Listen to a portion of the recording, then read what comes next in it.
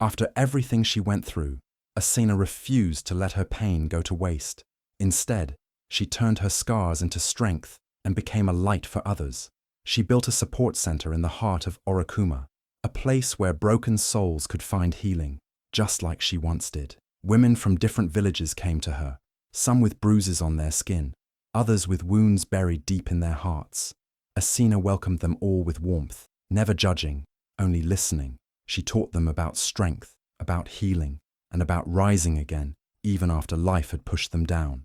The support center grew quickly. What started as a small hut with a few mats became a large space filled with love, laughter, and hope. People began calling her the heart of Orokuma. Even the elders, who once whispered behind her back, now spoke her name with honor. Young girls looked up to her, and women found courage in her story. The king of Tafara sent messengers to learn about her work, and even the neighboring villages began building similar centers, inspired by her. Asena was not just a survivor anymore. She was a voice, a symbol of strength, a savior to many. But even with all the smiles and praise, there were nights when her heart trembled. When the world fell silent and the lights went out, memories of that dark night still returned. The pain of the acid, the screams, the face she once saw in the mirror, and the fear in the eyes of those who looked at her afterward. Those memories stayed buried in the corners of her mind. She smiled every day, but the shadows never completely left. Sometimes she would sit by her window and stare at the moon, remembering the girl she used to be before the pain changed everything. Still, she never let her past stop her mission. Instead, she used it as a reminder of why she started. Every time a woman walked through the doors of her center in tears, Asena saw a piece of her old self, and that gave her strength. She made sure no one ever felt alone again, not under her watch. Her journey from pain to power became the foundation of hope for others. Asena's name spread beyond Orokuma. People traveled miles just to hear her speak.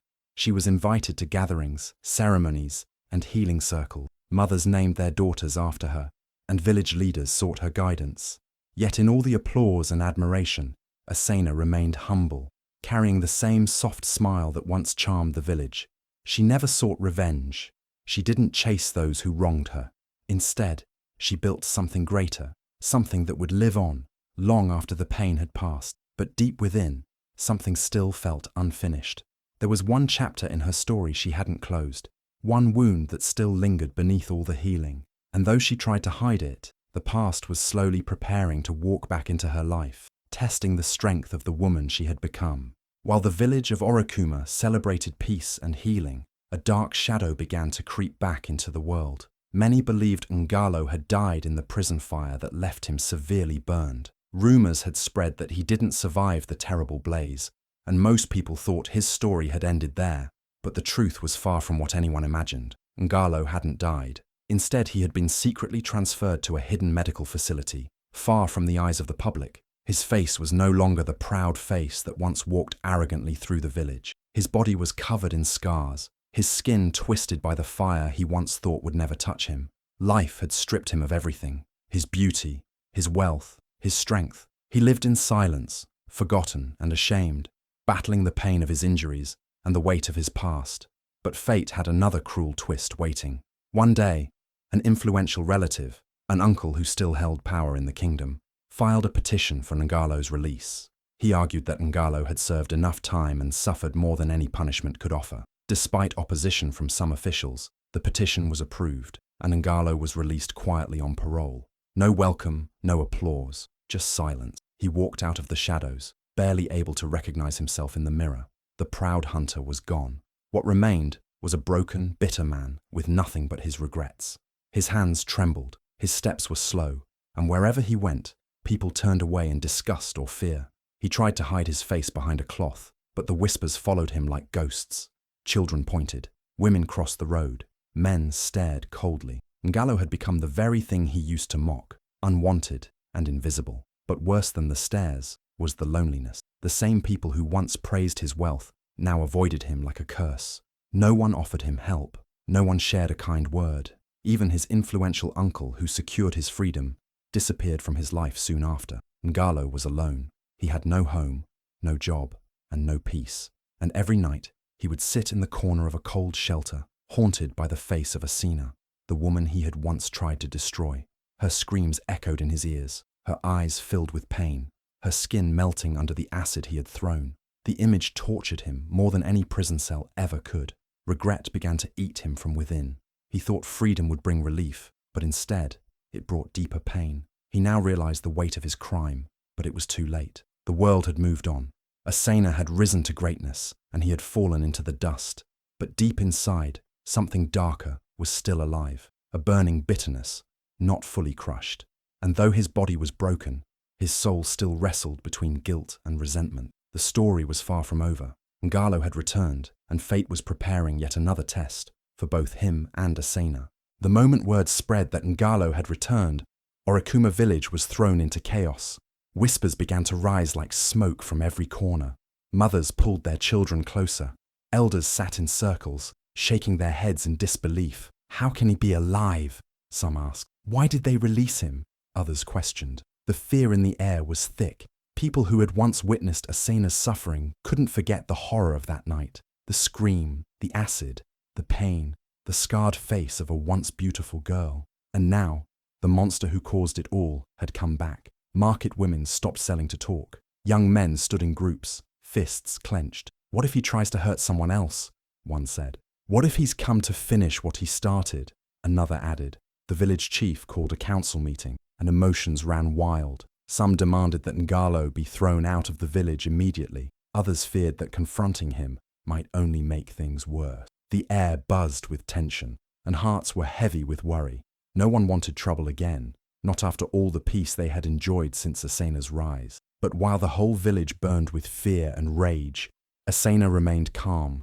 She didn't scream, she didn't panic, she didn't even flinch. Instead, she continued with her work at the support center, helping women and offering comfort to those who came to her with trembling voices. Everyone was shocked by her strength. How can she be so calm when the man who ruined her life is walking free again? They wondered. But Asena had learned something that the village hadn't yet understood. True healing comes from within. She knew that Ngalo's scars were not just on his face, but deep in his soul. She had walked through fire and survived. She had seen pain and risen above it. And now, she wasn't afraid of the man who once tried to destroy her. She pitied him. Yet even as she tried to keep peace in her heart, Asena also kept her eyes open. She wasn't naive. She knew that evil could still wear a new face. So she remained watchful, alert, and cautious. Her calmness was not weakness. It was strength wrapped in wisdom. The villagers, seeing her reaction, began to soften. Some started to believe that maybe Ngalo was no longer a threat. Others, however, remained bitter and angry. The village was now divided between fear and forgiveness, anger and healing, and the winds of tension kept blowing, carrying whispers from door to door. Children spoke in hushed tones. Women looked over their shoulders. Men held on to old memories like weapons. And still, Asena stood like a mountain, unshaken, unmoved. Little did they know, this was only the beginning of a bigger storm. Because when a ghost returns, it doesn't come without a purpose. And Ngalo's return had already stirred something dangerous beneath the surface. The question now wasn't just whether he had changed, but whether the village was ready for what was coming next. The day of the village gathering arrived, and no one knew what to expect. The entire village of Orikuma came together, filling the open square with restless murmurs and curious eyes. Elders sat at the front, women clutched their children tightly, and even the young boys who usually played near the river stood silently. All eyes were fixed on one person, Asena. She walked to the center of the gathering, her posture straight, her presence powerful. Her face, though marked by scars, glowed with a quiet strength that demanded respect. She looked at the crowd, then slowly turned her gaze to Ngalo, who stood at a distance, disfigured and uncomfortable under the weight of every stare. The tension in the air was heavy. Some villagers clenched their fists, ready for a confrontation. Others whispered, expecting her to demand justice, punishment, or exile. But what Asena said next left everyone speechless. "I forgive Ngalo," she said softly, yet her voice carried through the crowd like thunder. A wave of silence spread over the gathering. People looked at each other, confused, stunned, even angry. Forgiveness. How could she forgive the man who destroyed her face, her peace, her dreams? Murmurs began to rise. Is she serious? Maybe she's afraid. This isn't right, some mumbled. But Asena raised her hand gently, and the crowd quieted again. Forgiveness is not weakness, she continued. It is strength. It is freedom. I carried pain in my heart for years, but it only made me heavier. I don't want that weight anymore. I want peace, not just for myself, but for this village. Because if we keep holding on to hate, we will never truly heal. Her words touched hearts like warm rain on dry land. Some people had tears in their eyes. Some nodded slowly. Even the children could feel that something powerful had just happened. The woman who once cried in pain now stood in front of everyone as a symbol of courage, not because she fought back with fire, but because she chose to let go of it. Ngalo looked down, speechless. His disfigured face showed no expression, but his trembling hands revealed the storm inside him. He didn't expect mercy. He didn't believe he deserved it. And yet, Asena had given it freely, not for him, but for herself, for the village, for healing. The elders rose and praised her strength. "You have done what many cannot," one said. "You have taught us a lesson deeper than any punishment." Asena smiled gently, but her eyes still held the story of her pain. She knew forgiveness didn't mean forgetting. It didn't erase the scars, but it freed her from being chained to anger. She had grown beyond the past, and her heart was no longer a battlefield. It was a light for others to follow. That day, Orikuma was changed. People began to talk about forgiveness in a new way, not as surrender, but as healing, not as weakness, but as power. And though some still questioned her choice, deep down they all knew, as the sun set over the village, that Asena's decision would echo for generations. Because when a woman rises from pain and chooses peace, even the sky watches in silence. Rukai sat quietly by the riverbank, his eyes lost in the slow-moving water. His heart was heavy, not with jealousy, but with fear. Ever since Asena announced her forgiveness, he had felt an unsettling tightness in his chest. He had watched her stand before the whole village, her voice calm and her spirit unwavering. But deep inside, he couldn't shake the worry. Was she too kind for her own good? Could Ngalo take her forgiveness as a weakness? Could danger still be lurking around the corner? That night, as the orange sky faded into deep indigo, Rukai walked to Asena's cottage. He found her in the herb garden, gently picking leaves under the moonlight. She looked so peaceful, so calm, as if her heart had already found its home in silence. But Rukai couldn't hold back anymore. He stepped closer, his voice low but firm. "Asena," he said, "I need to ask you something, and I need you to answer me with honesty." She looked up, surprised, yet calm. "Go on, Rukai," she replied gently. "Why did you forgive him?" His voice cracked slightly. "After everything he did to you, why would you open your heart to someone who destroyed so much of you?" "I'm afraid, Asena. What if he takes advantage of your kindness again? What if he's not changed at all?"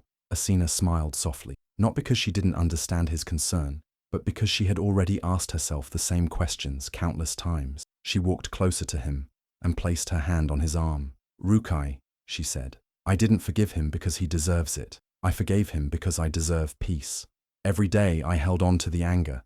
I kept giving him power over my life. But when I let go, I took that power back." Rukai looked at her, torn between admiration and worry.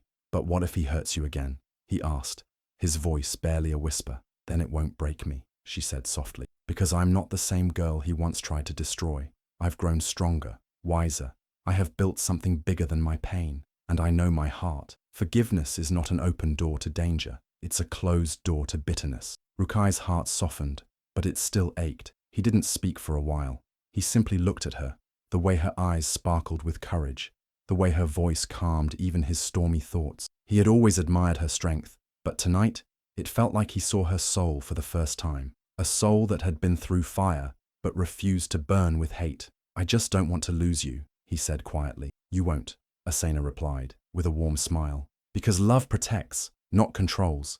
And your worry comes from love, I know that. But trust me, Rukai, I am not walking blind. I am walking free."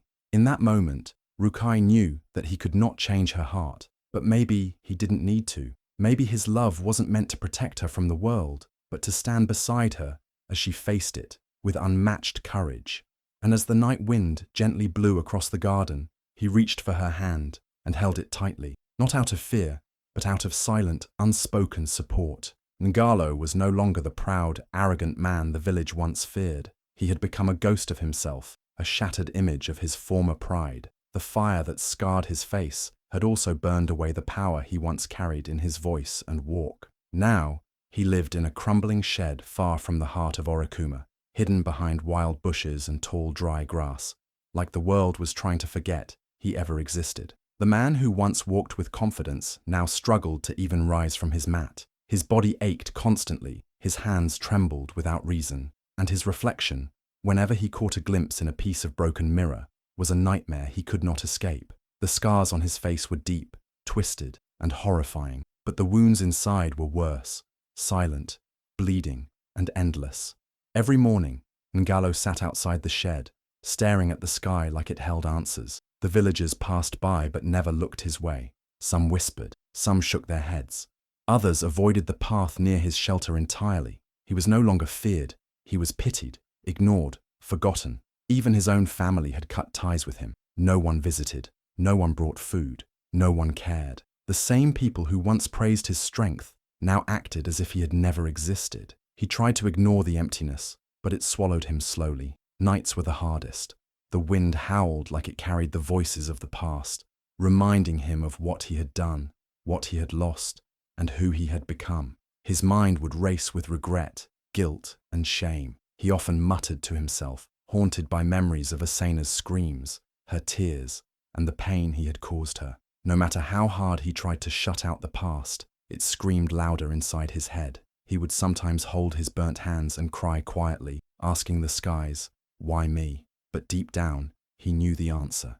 This was karma, pure and unforgiving. The same pain he had once gifted so easily was now wrapped around him like chains he couldn't break. Days passed in slow misery. He barely ate, he barely slept, and each moment was a reminder that everything he once used to hurt others was now turned against him. His wealth had vanished, his power had dissolved, and his pride was buried under his disfigured skin. The villagers who once stood in awe of him now spoke of him with disgust or silence. He was no longer a man of respect, but a living example of how cruel fate could be when you invite evil into your heart. Sometimes he'd try to walk to the market, hoping to get food or medicine, but the stares and whispers crushed whatever little courage he carried. Children would hide behind their mothers, and elders would pretend not to see him. He'd return to his shed, more broken than before, more hollow, more lifeless. Ngalo had thought his punishment ended in prison, but karma had just begun. The real prison was not the one with bars. It was the one built inside his heart, his mind, and his soul.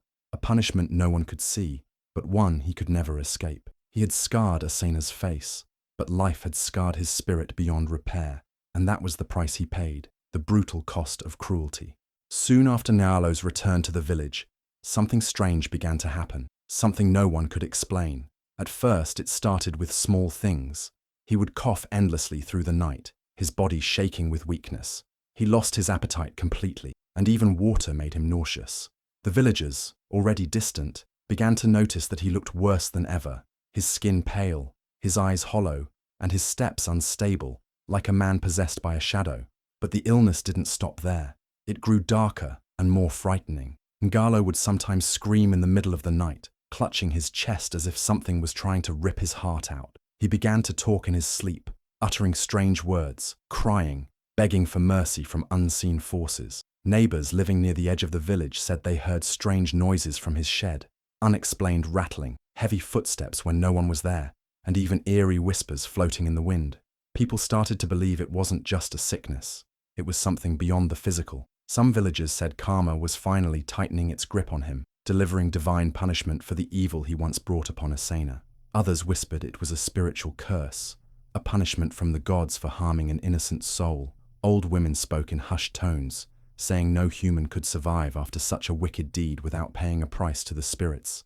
Ngalo himself grew terrified. He tried everything. He crawled to the village herbalist, but the medicines did nothing. He was taken to a spiritual priest in a nearby town, but even the chants and rituals brought no relief. He offered money, what little he had left, to anyone who claimed to have healing powers, but nothing worked. His pain worsened day by day. Soon, his skin began to break out in strange sores. His body became too weak to stand, and he was bedridden, unable to even lift his head. He started losing his voice, his words coming out as broken whispers.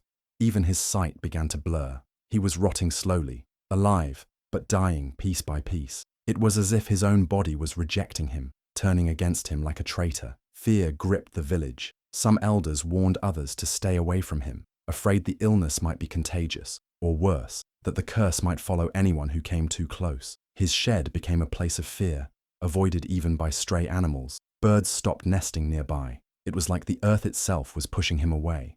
Ngalo, who once thought he was untouchable, now lay powerless, abandoned, shivering in pain, begging the same villagers he had once tormented for help.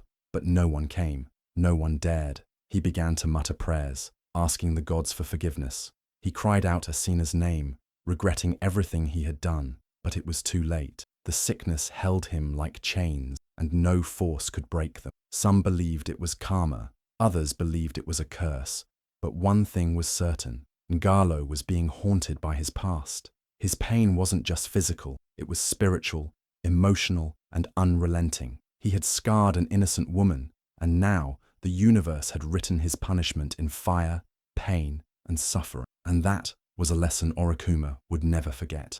When word spread that Ngalo was dying, most people in Orokuma felt nothing but cold silence. Many believed he deserved every bit of the pain he was going through.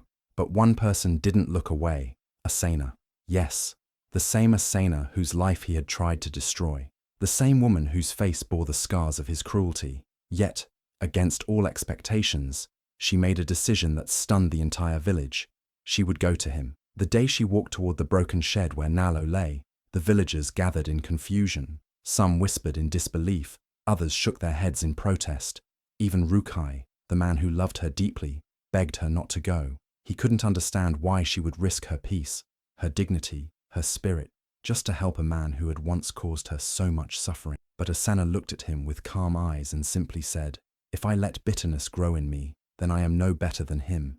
My healing cannot be complete if I ignore a soul in pain, even if it's the one who once broke me." Rukai clenched his fists in frustration. He feared for her heart, feared that the memories would come flooding back, feared that this act of mercy would tear open old wounds. But Asena had made up her mind. Her heart was bigger than anyone could imagine, and her strength was not in revenge, but in healing. She stepped into the dim shed, where Ngalo lay barely breathing. He looked up and gasped weakly when he saw her. His eyes widened with shock and shame. He tried to turn his face away, but he was too weak. He expected her to spit on him, to curse him, to throw stones even. But instead, she knelt beside him, gently placing her herbal bag down. Ngalo couldn't believe it. His voice trembled as he whispered, "Why? Why would you come here? After what I did to you?" Asena looked at him softly and said, "Because I am not you. Because pain should not breed more pain. And because I have found peace. And peace teaches me to heal, not to hurt." Tears rolled down Ngalo's damaged cheeks. For the first time in years, he felt something different: remorse. Real, raw remorse. And it came not from his sickness, but from the kindness he didn't deserve, but still received. Every day, Asena would visit him. She crushed herbs, applied soothing oils, fed him with her own hands, and stayed by his side when his screams returned at night. The villagers were shocked. They couldn't understand her courage, her compassion. Some called her crazy, others called her a saint. But slowly, Ngalo began to recover, not just physically, but emotionally. Each day he saw her, he felt the weight of his sins even heavier. He apologized, again and again, sometimes weeping uncontrollably. And though his body remained broken, his heart began to heal in a way it never had before. Asena didn't do it for praise.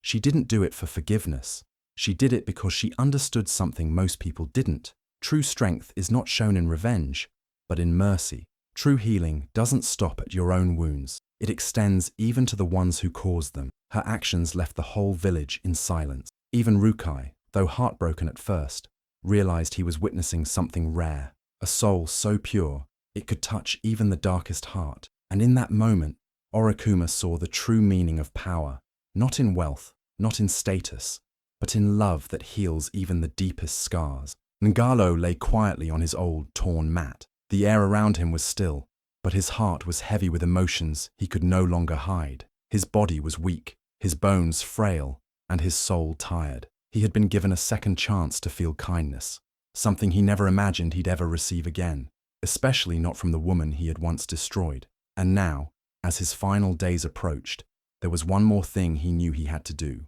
speak his heart to Asena. When Asena entered the shed that evening, there was a strange calm in the She carried her small basket of herbs as usual, but today, Ngalo's eyes didn't look at the basket. They looked straight at her, filled with unshed tears. Asena, he whispered, his voice shaking. Please, sit with me. I don't want medicine today. I want to talk. She nodded quietly and sat beside him, her hands resting gently on her lap. The firelight flickered softly, casting warm shadows on the wall. I've been thinking, Ngalo began slowly, about the day I hurt you. That moment, it never left me, not even for a second. I thought I was strong, powerful, but in truth, I was nothing but a coward. Asena remained silent, listening with a calm heart. Her eyes held no anger, only quiet compassion. I hated myself every day in that prison, he continued, his voice breaking. And when I got burned, I thought maybe it was punishment. But when you walked into this shed and touched my wounds with your hands, the same hands I once forced to cover a burned face, I knew I was standing before the strongest soul I've ever known. His tears began to fall, slowly at first, then heavily. His chest heaved with regret, with pain, with shame. I don't deserve your forgiveness, Asena, he cried. But I want you to know this. I'm sorry, from the deepest place in my heart. I'm sorry for your pain, for your scars, for your sleepless nights. I wish I could take it all back. Asena reached out and gently held his hand. You cannot erase the past, Ngalo, she said softly. But your heart today speaks louder than your actions then. I forgave you the moment I chose peace over pain. Ngalo sobbed even more, holding her hand tightly like a drowning man clinging to the last piece of hope. I have no riches to give you, no life to rebuild, he whispered. But I can leave this world with peace in my heart, because of you. For a while, they sat in silence. A silence full of emotions, full of truth, full of redemption. Ngalo looked at her one last time, his eyes filled with something pure, gratitude. That night, as the moon rose high over Orokuma, Ngalo took his final breath. His face, once twisted by bitterness and pain, now wore a quiet peace. He had finally found rest, not through power, not through revenge, but through the forgiveness of the one he had wronged. Asena stood beside his body, tears gently rolling down her cheeks, not out of sorrow, but from the strange beauty of a soul's redemption. And as she walked away, the villagers watched in awe. They had witnessed something rare, something unforgettable, a woman whose heart was powerful enough to change even the darkest story into one of healing, forgiveness, and grace. The news of Asena's kindness spread far beyond the borders of Orokuma. Her story, once filled with pain and scars, was now being told in royal courts, villages, and marketplaces across the kingdom. People no longer spoke of the girl who had acid thrown on her face. They spoke of the woman who healed her enemy, who forgave what many said was unforgivable. Mothers told their daughters about her strength. Elders whispered her name with pride. Even children played pretend games, calling themselves Queen Asena of Kindness. Soon, word of her extraordinary heart reached the royal palace of Tafara. The king himself was moved. He had heard many tales of bravery, but this one touched something deeper. He called for a grand gathering at the palace and sent a royal messenger to invite Asena. When she arrived, dressed in her simple attire with grace in her steps, the court stood still. Her presence was quiet yet powerful, like a flame that warmed every soul it touched. In a heartfelt ceremony, the king of Tafara stood before the people and declared, "Today, we honor not just a survivor, but a warrior of peace. Let the kingdom know from this day forward, Asena shall be our royal ambassador of peace and healing. Her story will guide generations. Her heart will heal nations." The crowd roared with applause, and many wept openly. The woman they once pitied was now the face of hope, the symbol of true strength, not because she fought with swords, but because she chose mercy when revenge was easiest. Among the crowd stood Rukai, his eyes glistening with love and pride. He had watched her grow from a wounded soul into a radiant light that healed everyone around her. That evening, as the stars lit up the sky, he walked up to her quietly and held her hand. "Asena," he said gently, "you've healed so many hearts. Will you now allow one heart, mine, to belong to you forever?" She smiled softly, a tear slipping down her cheek. "Yes, Rukai," she whispered. "You have stood by me, believed in me, even when I couldn't see my own light. I would be honored." Their union was celebrated not with grand riches, but with joy, songs, and blessings from people across the kingdom. It wasn't just a wedding, it was a celebration of healing, of second chances, of the beauty that lives beyond scars. Asena's journey became a legend, not because of what was done to her, but because of what she chose to become after it. She taught the world that real beauty lies not in faces, but in hearts, not in skin, but in spirit. And so, the girl once broken by cruelty became the true Queen of Hearts, not with a crown of gold, but with a legacy of compassion, strength, and grace that would echo through time. If this powerful story touched your heart, then take a moment to reflect. How many people around us carry invisible scars, silently fighting battles we know nothing about? Asena's journey is not just a tale, it's a mirror to our own lives. Her courage, her forgiveness, and her strength remind us that true power lies not in revenge, but in compassion. If she could rise above her pain and choose healing over hatred, then so can we. Let her story be a light in someone else's darkness today. Share this video with someone who needs hope. Share it with someone who needs to believe again, because sometimes a single story can change a life. If this story moved you, please click the like button. It means the world to us. Drop your thoughts in the comments. We'd love to hear from you. And don't forget to subscribe to our channel so you never miss another story that inspires, heals, and uplifts. Thank you so much for watching. Your support keeps these stories alive, and your heart keeps their message spreading. Let's continue this journey together. Until next time, stay kind and keep believing in the power of goodness.